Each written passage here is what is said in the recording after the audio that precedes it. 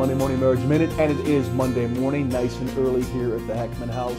Had a great day yesterday, full day, get up this morning, wiping sleep from my eyes, but I'm ready for you.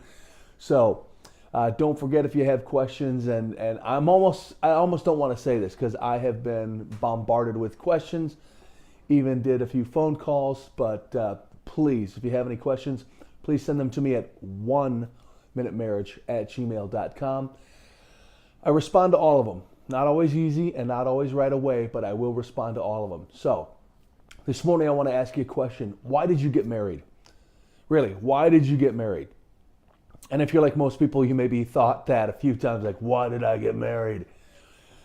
But I'm turning there. Earthquake. So, but I mean, one of the things that I think that really starts the whole ball rolling, and we're going to get into, is when we see that other person that we eventually marry, most of the time, there's this high. There's like this chemical mixture. We have phenethylamine, dopamine, serotonin, oxytocin, testosterone, epinephrine, all these chemicals just flowing in our brains.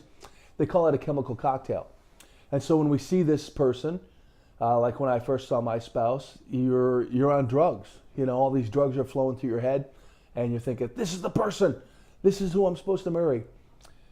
And like me, and maybe like you married him, and you were on drugs.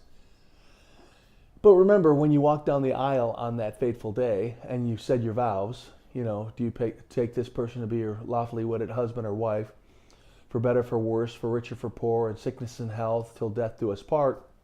Those chemicals, as wonderful as they are, they play a trick on us. And so many times we walk down the aisle, and we got married under a contract, and we think, yes, they're going to make me happy, they're going to make me healthy, they're going to make me better, and they're going to give me life. And that's contract mindset. Basically, you're saying, I'm going to get into marriage for what I get out of it. Like any good contract, when you buy something, when you go into business, etc., when you have a contract, you're building into that contract what's best for you and for your business or for the purpose of that contract.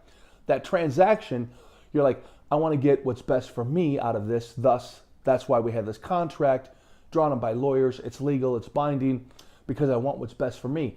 And if you break the contract, then I get to get out of it. And that's the way contracts are. That's not the way it is in marriage.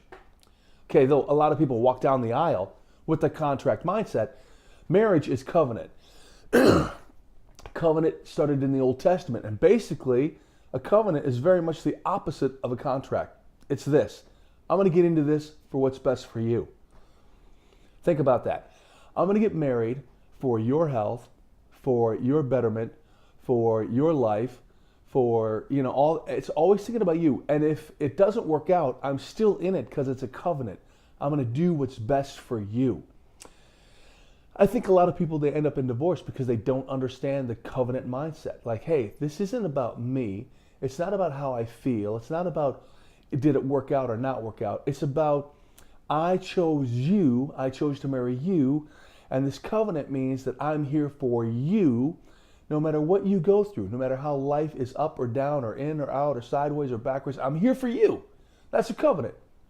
I can't tell you how many people I have counseled post-divorce who said, got married under a contract mindset, got a divorce, and now looking back, I wish I would have stuck it out. And I wish I would have realized it was a covenant because it really wasn't that bad. So hold on. I started out with this thought. We get married because of feelings. Many times it's emotional chemical cocktail. So why would God choose to have us have a covenant mindset? Because chemicals, feelings lie to us. And again, people will get a divorce and look back and say, again, I trusted my feelings. I looked at my feelings. I didn't feel like I wanted to be married. I didn't feel like it was working out. I didn't feel richer. I didn't feel more healthy. I didn't feel better. I didn't feel like it was life. And so they trust their feelings and they step out, again, turning a covenant into a contract. God's smart enough to say, look, do a covenant, okay? Because your feelings are going to lie to you. And how many of you haven't had your feelings lie to you? I have. I know you have. And so if you go by your feelings, you're going to get messed up in every area of life, not just in marriage. So God says, let's make it a covenant. That way, we take your feelings out of the equation, you stick with that person, and you realize it does get better. Even if you get poor, Even if you get sicker, it gets better. Now look, you're talking to someone who's been in marriage, who went through bankruptcy, who went through a couple different cancers, who went through 16 months of chemo, who went through just about every challenge you could throw at a marriage. And I'm telling you, we trusted God and said, this is a covenant. We've stuck it out, and it's been amazing. Do we still have hard times? Sure, we still have hard times. I mean, my wife's married to me. She's going to have more hard times. But we stick it out under a covenant mindset, because a covenant ultimately is what brings marriage fulfillment and happiness. So don't get married with a contract mindset. Get married with a covenant mindset. And if you did get married in a contract mindset, change now. Go to your spouse and say, hey, I was in this for a contract. I need to be in it for a covenant. No matter what happens, I'm sticking with you, baby. Don't forget to spend time with the one you love. They're supposed to be your best friend. And you can email me at oneminutemarriage@gmail.com. Don't forget to like my YouTube channel. Please spread this video, pass it on. Send your questions, comments, emails, insights, etc. to oneminutemarriage@gmail.com. We'll see you later.